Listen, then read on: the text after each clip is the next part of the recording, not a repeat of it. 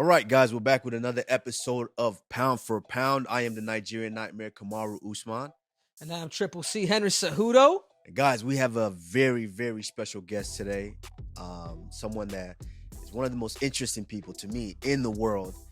I mean, the big sewer. I mean, Superman as I knew him growing up. The big Aristotle. I mean, Uncle Shaq. Now, as I like to call him. Are you Unc yet? Are you Yeah, I'm an Unc. I don't like you too, but I love you too. Let me explain why. A Shot of Line production. All right, hold on. Yes, give it up for Shaquille O'Neal. Give it up for Uncle Shaq. I love y'all, of course, but I don't like y'all. Back in my day, I used to smash all little motherfuckers. Just smash on them. Say anything and punch in your face. Now, because of what y'all do, got to be careful. Yeah, I was at a bar one day, and then the crazy thing, you could be able to look at like this guy right here. No offense, he's a good looking guy. I would like to assume he don't know what you guys know, but now you don't know. You don't know now. You don't know. I was at a bar one time, and this dude was fucking with this little dude, and I was saying, because I saw the ear. I trained a little bit, so I know the cauliflower ear. No, you may know something, you may not know something. Man, this little dude beat the shit out of this big dude. And I said to myself, we can't even fuck with the little people no more. Nah, I hate it. So that's why I hate y'all. But thanks for having me. But Shaq, nobody ever fuck with you on the court, man. You're always Yeah, I want to hear. Eventually, we'll get. I want to hear someone. I want to hear because I know you was punking dudes in the locker room. I knew it.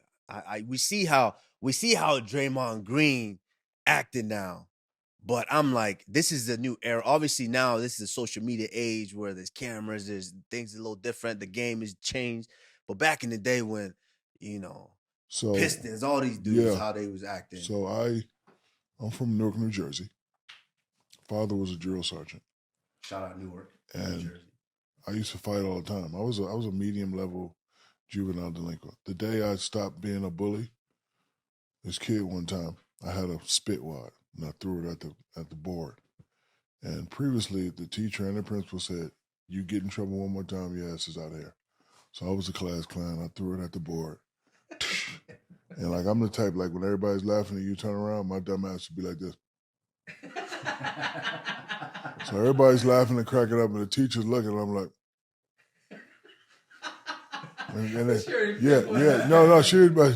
she already pinpointed me. But however, you don't have no direct evidence. So right now it's all circumstantial. Motherfucker next to me did like this. So now I got to go to the office and we're not going to suspend you. We're going to suspend you for 10 days. I already know when I go home, I'm getting fucked up. I already know. But before I get my ass whooping, at 3 o'clock, I'm whooping your ass. So I fucking find this dude and I'm hitting him. And I hit him and he starts swallowing his tongue. And he's doing this shit. He has an epilepsy. I don't know what epilepsy is at the time, but he has epilepsy. Yeah, so a guy came, put the pencil in his mouth and saved him. But then the guy tells him, man, you could have killed this kid. Now, if the guy didn't show up, wouldn't be no Shaq right now. I'd probably fucking still be in. Yeah. After that day, I kind of chilled out. Now, it's like the Hulk. You have to get me angry for me to get there. So now it's like 95%, hey, man, how you doing? But like I always like to do that. And then playing ball, all the pressure was on me. Yeah. You. So it got to the point to where if you don't do what I say, I'm fucking you up. Yeah. Like I used to go on games and dudes used to shoot the ball. I used to come in the locker room and be like, shoot that motherfucker again, I don't touch it. I dare you. Anybody, I don't care, anybody, shoot it again, I don't touch you. And then I was always losing. And then my best friend in Orlando, he trained with Gracie. His name is John Burke. He teaches me this. And I didn't start winning until I started doing this. Because, like, I can run, right? I would train. I was actually training the wrong way. Because doing this all day, I'd never get tired. But when I start doing the wrestling, that's when I would get tired. That's when people say, he's out of fucking shape. Like, no, I didn't train to wrestle. So then I said, you know what? I'm not even doing no basketball shit. All summer just doing that, grappling, leg lock, knee lock, and, 4, 5, 6 people a day. And then I came in and easily went to the championship. And then I'm a creature of habit. So the second year, same thing. Third year, same thing. Then just training. I'm talking about every day. So this is when you transfer from LA to Miami. This is when you because you showed up in shape when you transferred to Miami. That was a different Shaq. Because that's all I did. That's all I did was what you guys do. Wrestling, grappling, Yeah. jiu-jitsu, Muay Thai. Hold on. This is the first time I'm telling this story. Let me introduce how I got to youth sport. We're training camp in Hawaii, and I'm walking down the street, and a motherfucker grabs me, and he's strong as fuck, and I'm thinking, oh shit, it's about to go down, and we fucking turn around and we square up, and Vitor Belfort goes like this. No, man. I'm a fan of you. I think this was UFC 1. Yeah. Seriously, no, real talk. The motherfucker just grabbed me, and I'm like, so I'm getting ready to square up, and he's like, no. I'm just a fan of yours. I just. And he gave me tickets to his fight. And he beat some dude that had on some overalls. See if you can find that footage. No, you know what? It's funny that you mentioned that because I was talking to I'm really close friend with Vitor Belfort, and he actually sent me a picture of you guys, Shaq, from back in the day. So was that it? If you've seen it, yeah. Watch. Well, it's funny. I'm gonna show the producer. You can't see your face because that's how tall you are. That's tonight. This tonight. Yeah. That's it. Yeah. And then this is that's him. The motherfucker grabbed me in the middle of the street. Look at how tall Shaq. You can't even see it. You can't even see it, but then there's Vitor. Yeah, the motherfucker grabbed me. So in my mind, I'm about to fuck him up because he's little. He's like, but he was nice. He's like, no. My friend, no. I fight in the UFC. And I'm like, what? No, we have a fight to do. What? Motherfucker, what time? So we in Hawaii, ain't shit to do. Yeah. He beat some 7-foot dude, some overalls.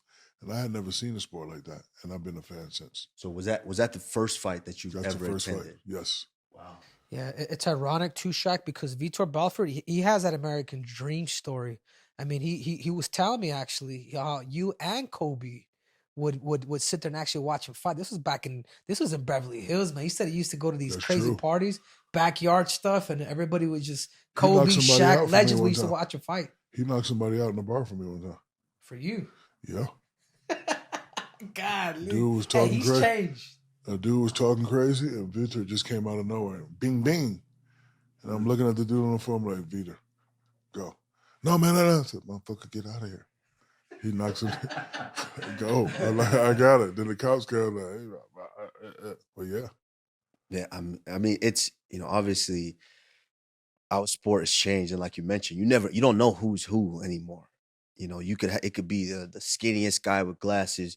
He wrap his arms around your neck. He can put you out at any time.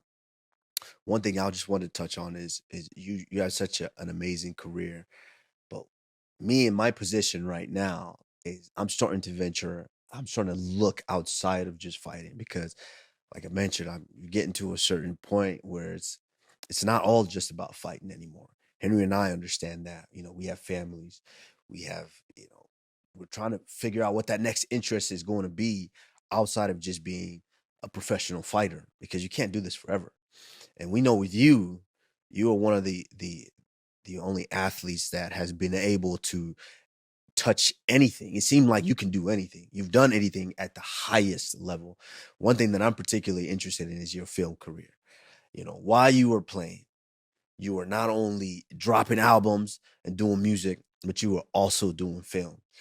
And there's a misconception to where, Shaq left Orlando for Hollywood. But a lot of people don't know that you did a movie while you were in Hollywood. And and on top of that, one thing that I always admire is your ability to always put your boys on, to put people on. And of course, one of my favorite movies is Blue Chip that you did while you were in Orlando. Can you kind of talk about that a little bit and that transition from being a player to actually Hollywood? It has a lot to do with luck. See, I hate those people that have made it and then they sit and give you those bullshit stories. Mine's all luck. But you have to protect the luck. So for us, as long as we win and perform, the opportunities come. So I'm sitting there one day with my agent, and the guy says, we want to put you in a movie. I'm not going to say no. I'll say, yeah. I don't know how to act. I don't know nothing. So luckily, the first movie was Blue Chips. I had to be a basketball player. And then I kind of said to myself, how do I want to see myself on the screen? I'm not going to try to be like Denzel, but just if I was a basketball player, I am a basketball player, so I know what to do. And then it just kept coming. And it was my job to take advantage of all opportunities. Like when I got drafted, I didn't say, I'm going to do an album. I'm going to do a movie. It was just opportunity. I did the Arsenio Hall show. And, I like to be different. Yeah. I didn't want to just fucking put on a suit and just come like everybody else. So I called Arsenio. I said, hey, man, can I do something with my favorite rap group? who was Fushnikins at the time. And this was the performance here.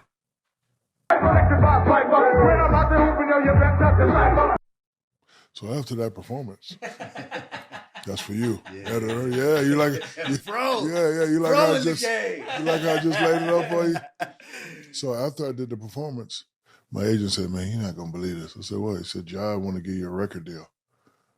I was like, "I'll listen to him." They said, "Man, we want to give you $10 million for 3 albums." I was like, but then I got scared. I was like, "Fuck, I can't do 3 albums by myself." So then I said, "Call another meeting." So in the second meeting, I said, "I would do it because now I'm going back to the kid in me. Let me do it with all my favorite rappers," and they agreed, and that's how the album deal came. But again, if they would have said 500, I'd be like, no, but they said 10 million, my boy. Yeah, that was back then. Yes, said 10 million. And then they said, you own a piece of your own label. We'll teach you the business. So that's how that. And then when it comes to all these other opportunities, I've learned how to take things that are difficult and break them down to where it makes sense for us. Like you went to my restaurant, right? Yeah. I don't run the restaurant.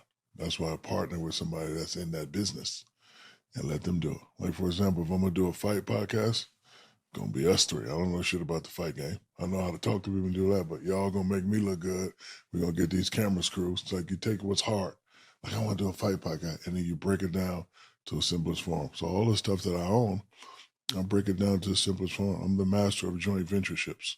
Oh, yeah. I got my own shoe deal, but you think I'm going to the factories and looking at fabrics and doing that? I'm not, but somebody is. And then you just have to be smart enough to be able to understand what they're doing so you don't get messed over.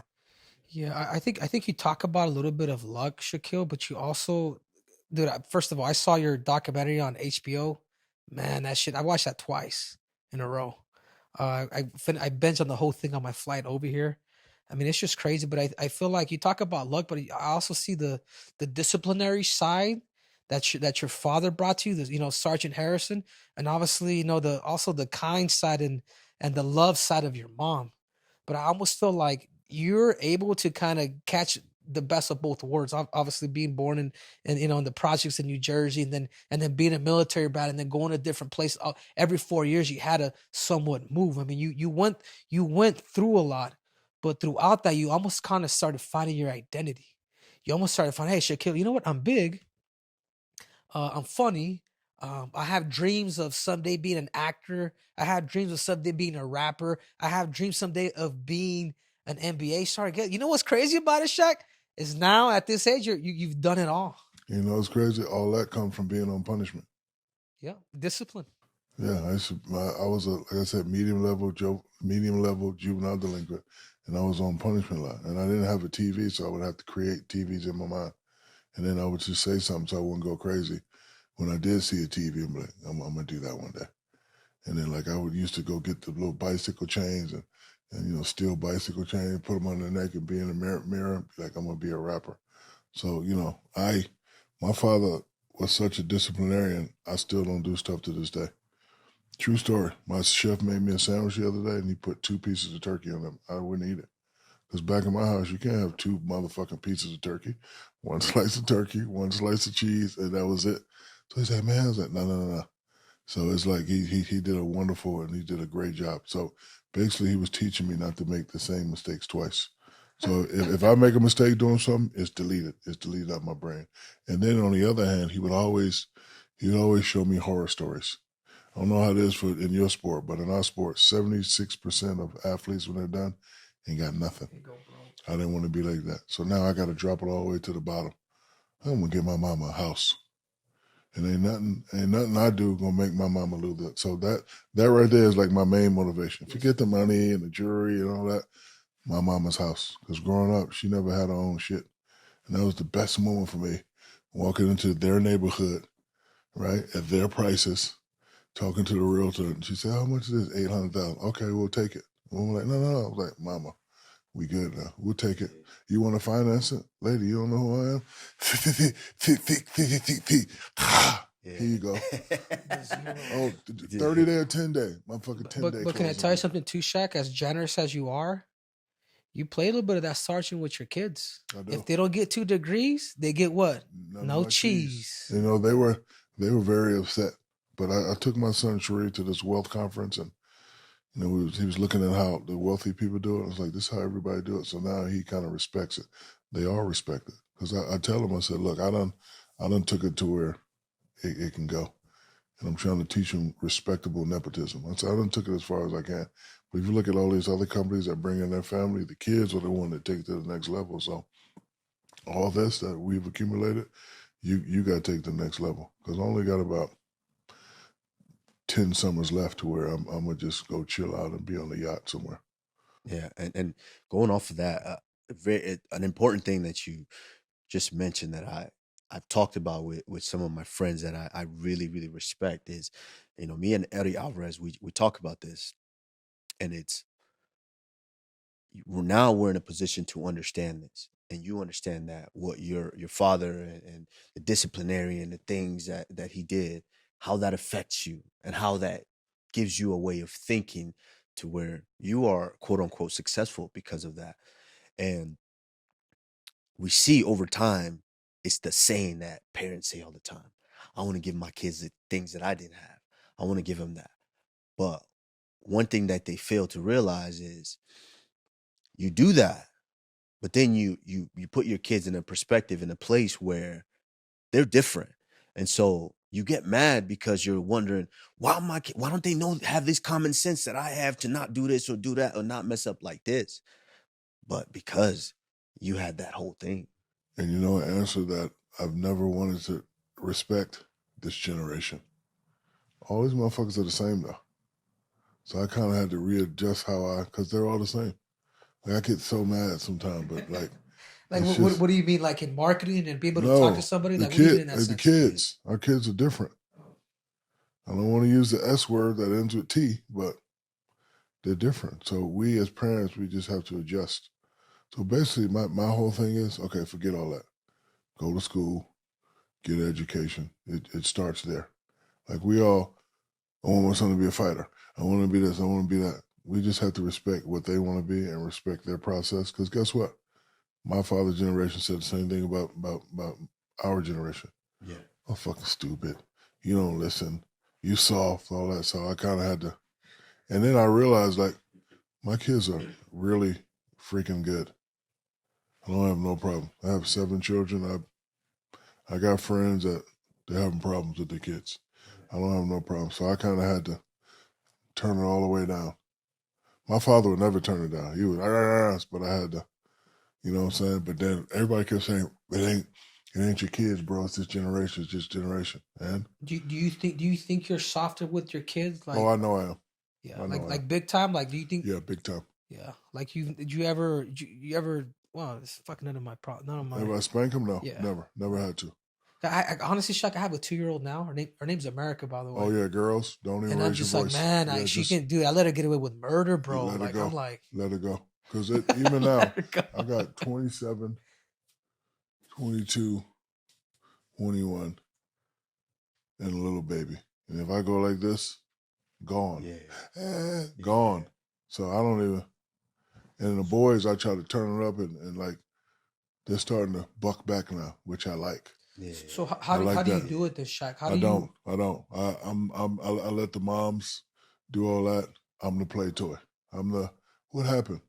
Okay, this is why mommy, like, the things that my mom used to do to me. Hey, your dad punched you in the face because when you went and talked to the teacher, you was being arrogant. Didn't we teach you how to say, no, sir?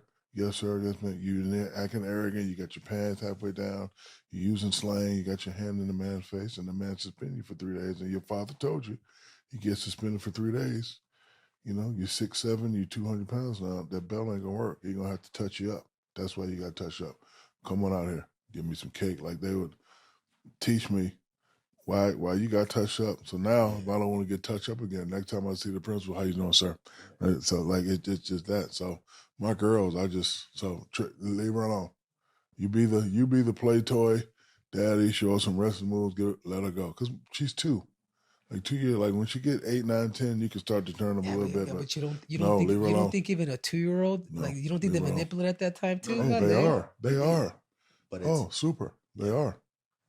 and I have the same thing with my daughter. Is she's to the point now to where I've been such a weight to her to where I don't have to raise my voice because she knows when I'm unhappy based on her actions or whatever she does. She knows that I don't have to raise my voice.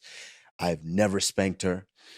I hit her hand one time when she was like maybe 18 months because she threw food Oh, while I yeah. was trying to feed her in a high chair. Yeah. And instantly, it was an instant. I knew at that moment I would never do that again. It was Did you get it too, Kamaru? Like no. back in the day when So did your me, parents? of Oh course, yeah, I come from Nigeria, that dude. school. Yeah, I've had everything, but I'm you think, oh, this is how I have to be, but you understand, no, it's different because the times are different and the kids are different, so you have to be able to They pivot have and a house adjust with their around own room. it. Like Yeah, they get house with their private own. schools and Yeah, I I was me don't. and my brothers, all three of us slept in one bed at one Yeah. point, and so yeah, but now going into uh, that and your kids now they're all in college. Yeah, they're all in college. And I mean, how is that? How do you see that with them? Because I'm sure they all have aspirations to play at the next level. How, I mean, is there pressure there that you feel that they are feeling? So I raised them early, and I wanted to understand that we don't need another basketball player. Yeah. If you do, fine, but we don't need another basketball player. I'll take an MMA fighter. I'll take a dentist. I'll take a businessman. I'll take a, So I wanted to teach him that. My son, Sharif, was doing very well, and he had the heart thing. Yeah. And it kind of put him back at the beginning, and went to the G League, didn't work out. So now he's with me at Reebok. So eventually, when one day I'm like, I want him to learn the business from the bottom. He's going back to school to finish. Want to teach him that because I told him, I said, you're blessed enough to make the same over here without doing all that as you can make over there. So if you still want to and do all that and have people message you, or you can go over here and take over this and bring this company to where it once was. So he's definitely stepped up to the challenge. I got another son, Miles. He's a DJ and a model, making great money. But they're all great kids. Got a older daughter, graduated, got her own marketing firm. Got another younger daughter in college. My youngest daughter just committed to Florida. She's going to college. They play, they have a good time, but I do not bother them. Yeah. I don't micromanage them. I don't bother them. Because one of my favorite sayings is it could be worse. Yeah. And all the problems that we think we may have, if I look at it, it's not really a problem. You got 6 kids, they're all doing well. You don't get into no trouble. The biggest compliment I could ever get, man, I met your son. He's a fine gentleman. Yeah. That's more than any contract I've ever got like this. So I let them figure it out. And the reason why I do that, because when I was 18, my father said, okay, I'm dropping you off at Baton Rouge. If your ass come back here, I know you fucked up and you're going to the Army. There ain't nothing to talk about. No, seriously, he let me figure it out. Yeah. He let me figure it out. So I said, you know what? This process works. I'm going to let them figure it out. And it's all good. I haven't had a problem. And I'm just continuing to pray that I never have a problem. Yeah, but I think too, Shaq, like looking at your career, man, like whether you're a dentist or whatever your kids are going to be, is that you understand that this world is competitive, and it's competitive. It could also be cutthroat. Like watching your whole story, the way when you were traded from Orlando to LA, when you went from LA to Miami, these people never even told you, hey man, you're gone. Like, oh, you're not hearing it from the horse's mouth. You're hearing it from TMZ. You're hearing it from all these other people. You know what I'm saying? So it's like. But you know what helped me with that? You mentioned it early. You know how we used to move every 4 years? Military. Yeah. It's your experiences was made you. And then I have the same mentality as you guys. I'm a fighter. Oh, you don't want me, LA? No problem. You don't want me, Miami? No problem. And that just motivates me. See, when you're a kid that's been talked about all the time and you can't throw blows, you got to keep it inside. So now that it's inside, I got to release it. Oh, I ain't shit? Okay. I want to punch you in your fucking face, but I can't. I ain't shit? Okay. Watch what happens this next game. Like, it's just, and I learned how to do that. Like, a lot of people, when they get it and it just, but that was my way of releasing. I got to show you. Like, the fact that you're saying you can be like Wilt, you can be like Kareem, that's an honor. But now I got to live up to that. And all this criticism and controversy, it just boiled inside, and I had to release it. And now I'm here. Because my father would never allow me to be soft. So guess what? If you're trained on being soft, I can't be soft now. You read all these articles, oh, you're not that dominant. You can't make free throws. You're never going to win a championship. It just ate me alive. And the only thing that that saved me is I had to learn how to turn it off. Like you said, my first child was a girl, and I couldn't bring it home. So I had to program myself as soon as I hit the door, hi, baby. And it was actually good. I don't know how you guys prepare for a fight, but if I think about a game all night, I'm going to have a terrible game. Yeah. That's why I got to go watch a movie, chill out for 3 hours, and then, go to bed, and then wake up, and now turn it the fuck back on. So the fact that I started having children, it actually saved my career. Because before that, if I lose a game, I come tear my house up. Bust fucking windows, especially if it was my fault. If I got to read his mouth, like if you lose by 2 and I miss 10 free throws, I'm tearing my house up. No, seriously, I'm just fucking ripping cabinet and going crazy. And then my first, you should shot put the basketball. Yeah, I know. No, and honestly, overall, pound for pound, I believe that you are the most dominant big man that we've ever seen in the league, in the game. The way you played the game, and obviously it changed, because early on you could come coast to coast with the ball, and the game start to change a bit because now it's special. You specialize. You let the point guard do all that. You let him bring the ball up, and you get down there and you post guys up. Obviously, it's changed. It's gonna be. I'm sure you could still probably do that nowadays, but it's a lot different. No, it's softer, which would benefit me. You think so? Benefit you? I think you might foul out in two periods. How would I foul out? Everybody's shooting jumpers. You backing dudes down. Yeah, but remember, the way they flop now. Yeah, but remember, I was the first big dude to take it and bring it off the glass. All that stuff Giannis and doing, that was me. So I actually wouldn't get double as much because I'd get it, boom, and do the same thing they're doing. And then if you're going to shoot a 3, I'm going to run right by you and stand right in the middle of the lane. So the fact that everybody's playing the same, I wouldn't play the same. And see, the reason why you guys are champions because y'all don't fight like everybody else. Like you very smooth with your shit, and you like a pit bull, but then you ease up and then you come back.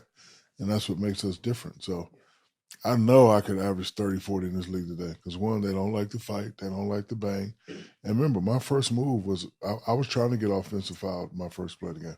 I wanted to knock your teeth out your mouth to let you know it's going to be a long night. And that was the first move I always throw like that. And then if you going like that, I got you. So once I know I got you like that. So you would purposely, we yes, can tell we're fighting. Yes. You would purposely. The statute of limitations is up. Yes, I was trying to knock all that out. I would hate to go. Yes, a big body like that. And then also, as it relates to fighting, is obviously you've been a fan for a while. Who are you watching now in the fight game? Who are you watching now? Because that we also see that the sport is changing very, very fast. Yes, I mentioned I'm watching you, of course. I'm watching. I can never say that. Adesanya, man. Israel. Israel Adesanya.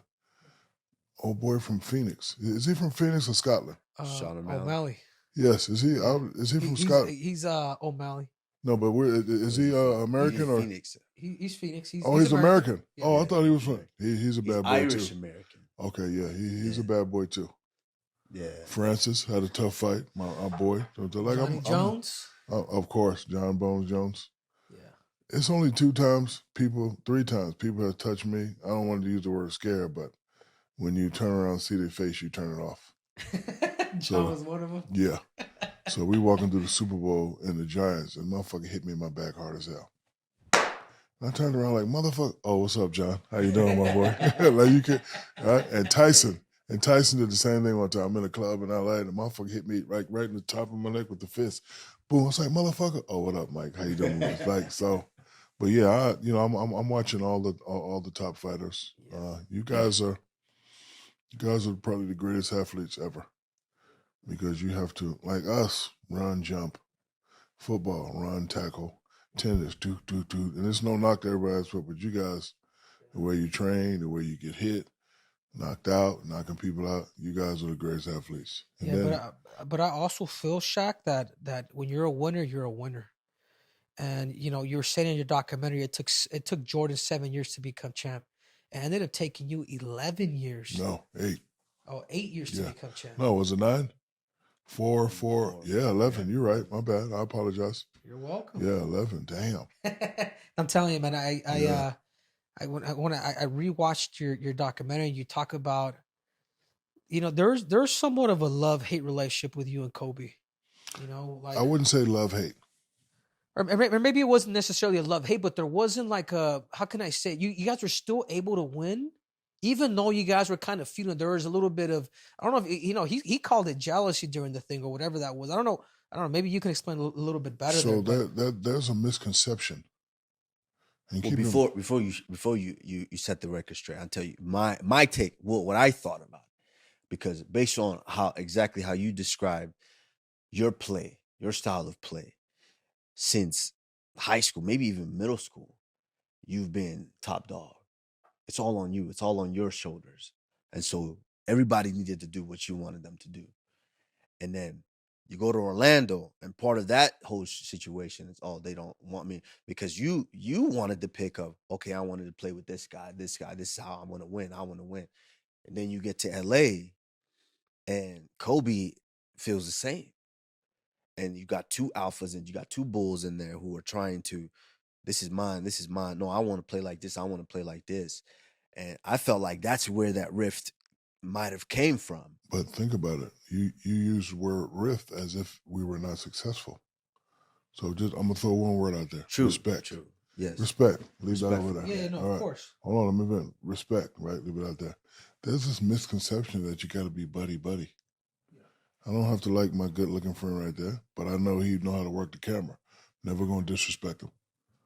I might say, hey man, I like this angle, and he might, no, I know it ain't like, but right? So there's this misconception you have to be buddy. That's first of all. Secondly, I want to say, I'm the motherfucking big dog. There ain't no other, right? That's how I'm thinking. That's my mentality. See, he came in, his first 3 years, he had the boot, but now when he starts to become a big dog, he's thinking the same way. And the reason why Phil never got in the way between us, because you need that, right? My thing was, just play the right way. Because even though I'm getting, there's room for you to get that too. There's room for you to get that too. Like, you hear about the Black Zillas, the fight team, right? There's room for everybody to be a star. At first in Orlando, I didn't know that. I started to know that. But this still my shit. And you think it's your shit, which is cool. Never going to disrespect you. We're not going to always agree. Nah, throw it to me. No, I'm going to shoot. Nah, throw it to me. No, I'm going to shoot. So when people talk about the riff, I think it'd be a better story if we didn't win. We won 3 out of 4. If I had it all over to do again, I wouldn't change not one thing, ever. That's because true. and then Phil never messed with us because I heard Brian Shaw say this the other day, and I never heard him say it. He said, if you got a pit bull and he's going crazy, let him go crazy for the first 2 years. You don't want to discipline because you want to let him know, like, hey, you are that pit bull that I need you to be. You have it in you. And then, when the time comes, then you start to tone him down. I need Kobe to be aggressive. I need Kobe to be the man. I need Kobe to want to be the man. I know what I'm going to do. Yeah. I'm giving you 30, 40 in the playoffs. You got another guy that want to give you 30? All right, cool. That's 60, 70 points, right? Yeah. So, only thing I wish we would have did is talk about it more. Because you know how they're like, I don't know if you training with a guy and he say he's not going to be aggressive and he try to break your arm before you got to fight and y'all have a little argument or something, right? I think I should have did a better job of, because you have brothers? Yeah. You got brothers? Yeah. You got cousins? Yeah. Y'all fight, right? Yeah. But then you talk about it and you back eating family dinner, right? Yeah. I should have did a better job of doing that. But my ego was like, man, fuck all that. And then after I got traded, it was really but like when I go back and look at it, it was like, because man, it can only be one chief, brother. And I came in the chief, right? I understand you want to be the chief, but it's like every Godfather movie. You're not gonna be the Godfather unless you take me out. And the way I got taken out is I was traded. But can I tell you something too, Shaq? Is your philosophy from the time that you were with Kobe to by the time you got traded to Miami completely changed? Because this time you said to Dwayne Wade, this is your team. Because I was tired. You're still able to win, dude, in 2 years. Because I was tired. And then on that, D Wade was the player. He was not that Kobe was the player. Like Kobe was, I'm doing it by myself. Rah, rah, rah, rah, rah. D Wade was, if you open, you're gonna get it. If you open, you're gonna get it. So I saw that in him. So, and I was tired, bro. I'm like, I'm not fighting. I like little fight with Penny, big fight with this cat. Fuck, maybe it is me. Maybe I am an asshole. Met the kid. He was a nice kid. I was like, you know what? Because, again, I'm going to get mine. Yeah. So I said, you know you what? see what It's I'm your talking team. about? The Yeah, shift. Like, you yeah, shifted Shaq. yeah. And that says a lot about you. But I was older. If I was 25 going to Miami, it ain't no shift. Yeah. Like, for example, when I got to LA, all that shit they was doing, we're not doing that. Why is flying on the plane? Nope. Curfew? Nope. Yeah. We wearing these uniforms today? No. We practicing at 10? No, the fuck we're not. 12. I'm going out every night. We practice like it's my way or the highway. So, but you're right. I did have a look because I was just tired. And D Wade was a nice little guy, and you know Pat was already in control of things. So I was like, bro, it's your team. I'm just here to win. And you talk about Phil just kind of letting you guys, and just talk about the genius of that, because he came from a situation similar in Chicago He where did. everyone, I mean, they were ultra successful, but as Yeah. we're learning now, Scotty and Jordan weren't I know. exactly Thank you. And tight like that. And my favorite shows are like when they talk about the shows that we watched as a kid, Yeah. and you find out that Marsha really hated Jan on the Brady Bunch. Like, Yeah. like the guy who was my professor at Barry University, he did his thesis on the Beatles, on how the two alpha males really, really didn't get along. No, then that Asian chick came in. Yeah, And she yeah. showed And so everything. it happens. But again, the respect is there. So you know the Beatles respect each other. Well, once you got on that stage, you see it. You see that they had respect, right? So, I'm always respect Kobe. And then I always tell people, okay, you think you don't like me, you think I don't like him. Our first championship, we win. It's 1,000 motherfuckers on the court. And you see the C split. Just watch Kobe right now. Matter of fact, I want your editor to show this and slow it down as I'm talking. Whose arms does he jump in? I'll wait. Bingo. But he hated me, right? No, he probably hated my ways, and I probably hated his ways, but we respected each other. He respected me enough that after you crossed Scotty up, you could have shot the floater. You see me going like this. Let me get one, big dog. Throw it up, boom, boom, boom. So the respect was there. We won 3 out of 4. I wouldn't change anything. I would aggravate him because he's that little pit bull that if you aggravate him, he's going to go crazy. I knew exactly what I was doing. I would probably would have communicated a little more after championships, because I tell people now that the only thing that darkens my days is we all do so much. We always think tomorrow's promise. I tell this story and I think about it all the time, and it hurts me when I even say it and when I think about it. My baby sister was sick, and I went to see her, and I had a fucking meeting. And my family gonna always let me do the business thing because they know I take care of everything. And I'm looking at her. I was like, baby, I got a meeting. You want me to cancel? No, I love you. I see her. She's good. I go to the LA. I could have called, but I go to LA. I do the meeting. I'm on the red eye. Like, I'm coming right back. Like, I leave there at 5. I'm going to get there at 4, do the meeting at 7, take the 11 o'clock flight, be back at 6, be in the hospital. She passed away. I didn't even fucking call. Same thing with my dad. I should have called him every day. I'm working at TNT one night, and it was late. Oh, I'll call him tomorrow. Passed away. And then I'm downstairs training my son, and my other son comes down fucking crying. Gone, crazy. So now I'm trying to stop time. I'll be like, is it your mother? Like, did you do something and you scared him, beat you up? And he's like, man, Kobe just passed away. I was like, man, shut the fuck up. Stop playing. And then I just said, we going? And then I turned the TV and it was there. And I was like, so when you're the leader, everything becomes your fault. And I accept that. It's my fault. I should have called my sister. I should have called my father. I should have reached out to him. He's retired. I'm retired. Said everybody fucking believe me. Y'all hate each other. Hey, man, what you doing? Hey, man, I'm going to be in L.A. You want to meet? No? All right, cool. I'll see you next time. Like, it's just, and then if you look at the last game, when I told him to get 60, the respect is there. And that's all I want. That's all we want. Like, again, that's this misconception. Like, I know you. We don't talk every day. I ain't going to disrespect you, but you my guy. You my guy. And that's the only thing that matters in life is respect. You're not going to get along all the time. This is misconception. Oh, you got to be nice. No, you got to respect. The more that you respect, the further your team will go. And that's what outsiders don't understand about this thing that we do. Yeah, and I think with a lot of it too, Shaq, I get a little sentimental, dude, because I lost my sister in September. Sorry to hear that, brother. Yeah, so through cancer too, just like your father and your sister as well. Luckily, my sister was my biggest supporter too, man. She would go to. She went when I won the Olympics. She was there when I beat Demetrius Johnson for the world title. She was there. She was if whether I fought in Canada or some rinkety-dink gym, she was always there. And I think I like to study success a lot. And I studied you. I studied Kobe. I've studied even Stone Cold Steve Austin. And a lot of things that successful people do have, and sometimes we tend not to recognize is our time, dude. We are so limited with time, and that time you cannot get back. Yeah, you may have $1 billion, whatever that may be, but time we cannot go back to. And ever since, you know who Dion Cole is? Yeah. But one day because I like to watch movies at night. So I'm watching his special, and he's like, where the 40-year-old is at? Where the 50-year-old is at? And he says, 20 summers left. And ever since he said that, it fucked me up.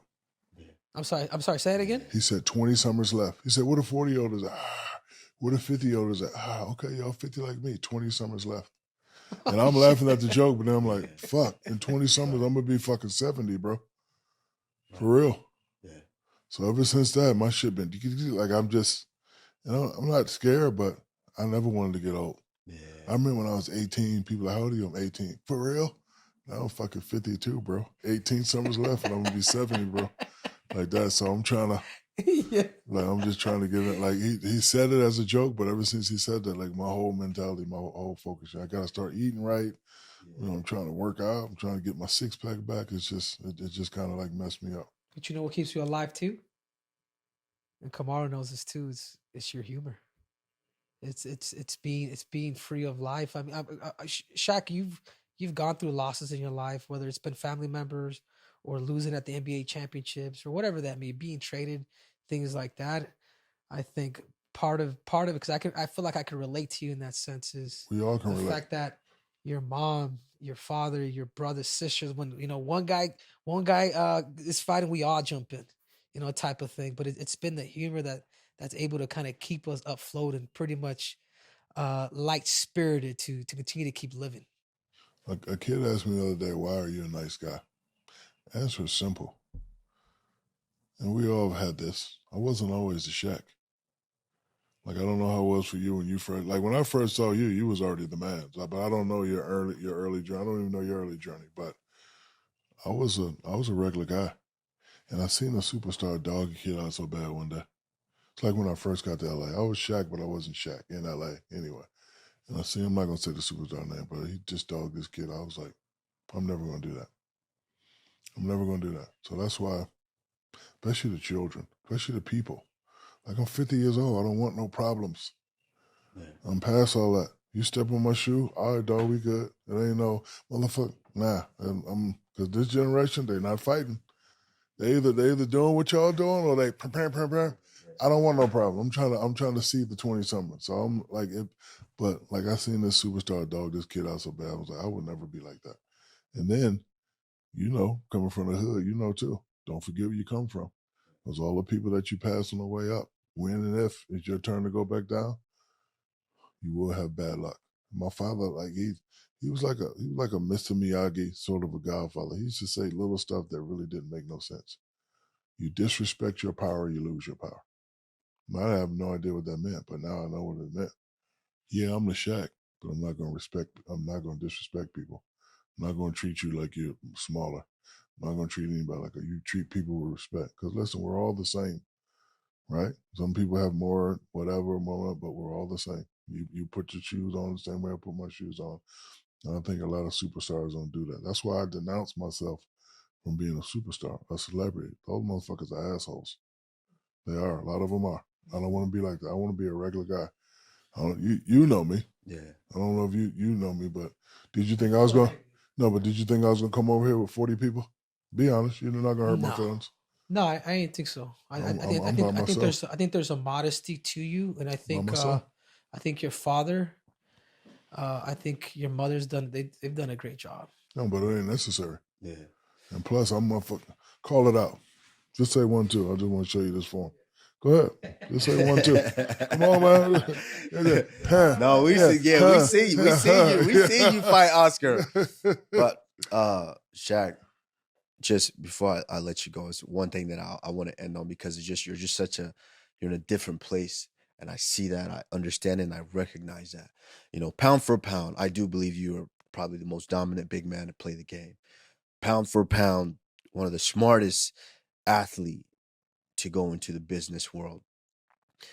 And just pound for pound, I think you're one of the most recognizable face in the world because everyone can relate to you because whether you're a kid. My daughter knew who you were. She never seen you play. My daughter never seen you play a game. She knows you're Shaq. She knows about you. She knows about Mike Tyson. She knows who Michael Jackson is. My daughter never seen them. So that goes to attest to how great you are, not just as an athlete. But with all that being said, my final question for you is, what is your pursuit of happiness right now? What keeps you going? Well, but we all know we're fathers. It's our job to protect, provide, and love my family.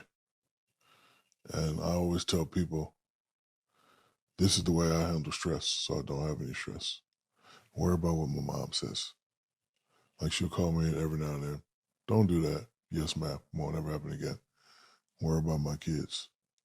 I worry about my boys. I worry about my organization. That's all I worry about. Therefore, I don't have no stress. I don't give a fuck about no comments. I don't care about no negative publicity. Right? That keeps me sane. So to answer your question, my pursuit of happiness, if they're straight, I'm straight. Right? Y'all are my boys. You straight? You straight? I'm straight. And that's it. I don't complain. And when I start saying to myself, take it all the way down to zero, then I say it could be worse. We could be doing this podcast through Zoom right now, but you guys flew down for me. Appreciate that. Could be worse. Like, I had shit to do today, but they said I'm doing podcasts, cool. But so, whenever you get down, just turn it off for a second and say it could be worse. Start to pick yourself back up. And you gave me a compliment I can't accept. It's not that I'm the smartest ever, whatever. I've just mastered ways to simplify it to where it fits for me. That's part of being the smartest, is understanding that. Yeah, So I got something for you, Shaq, because I can't leave this interview without telling you this. It's like, I thought it was super cool when you and Kobe, you guys co-shared the MVP of the All-Star game. That was him. But again, the outside people think we hate each other. Because I wasn't going to ask him. I was like, oh, wait, that was him. Yeah, but what did he do? He says, you know what, Shaq? You could have it. And then you ended up giving it to your son, Sharif. No. My babies love Kobe. And they should. Greatest player ever. He's been, bro. Matter of fact, we have a child on the same day. I think his daughter, one of my sons, born on the same day. No way. Yeah, like Phil wouldn't let us miss the game, so I think Vanessa had hers first before Charlie did. But yeah, they have the same birthday, and they know each other. They're friends. But when we got I was on Phoenix. I was on my way down, but I saw in the game wasn't nobody doing shit, and Kobe just kept feeding me. I was like, man, this shit felt like flashback. So we making each other look good. So I was like, I know they're gonna give it to him, but when they called both of our names, I was gonna say, all right, you take, because it's your league now. Hey, I'm still a Shaq, but yeah. I'm older. I'm one of those godfathers that been shot at 30 or 40 times. I'm not dead, but they still give me respect. But let's just ship him off to Phoenix, right? So I wasn't gonna say nothing. And he looked at my boy and he's like, "Hey man, you take it." I was like, "For real?" That's when I knew all the silly shit I was doing, delete it. Because I was, every now and then, I still, marketing purposes. Not, remember again, you respect them, but sometimes you gotta show respect by showing none. I don't care about that. Like, just for marketing purpose. After he did that, I was like, I had to go home and be like, delete, being an asshole towards Kobe forever. Bring it back. No, you can't bring it back. You can't bring it. So after he did that, that was just, and then it was just good. I talk to his parents all the time. Oh yeah. Yeah, I talk to his mom and dad all the time, and then we just do it like. Yeah, because his funeral, Shaq, when you did your speech and Jordan did his speech, and you guys talked about Kobe. Yeah. Man, that thing had me balling, dude. Had me balling too, brother. Well, Uncle Shaq, it's been a pleasure. When's the next fight? We're taking a little break right now, letting the body heal. Good. What about you? My next fight, who knows? Maybe with you on the plane, dude. All right, bro. All right. Let me tell you something. I'm smart. Can I call my best friend so I can say hi to you guys? Yeah, of course. Because he's the one that introduced me to you guys.